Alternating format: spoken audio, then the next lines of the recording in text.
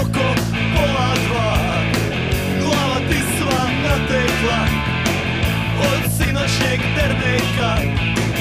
Imaš PC i diplomu, a od toga korist slaba.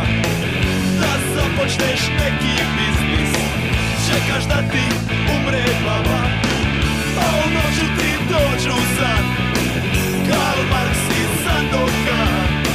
Ljudno kažu diš se oko posto. Razmisli još jednom, udahni duboko od postoko. Razmisli još jednom, udahni duboko od postoko, od postoko.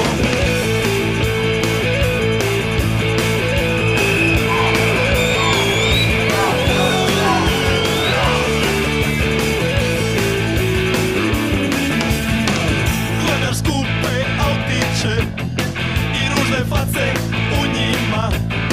Stavi ti se jugoraspon kao bivša država.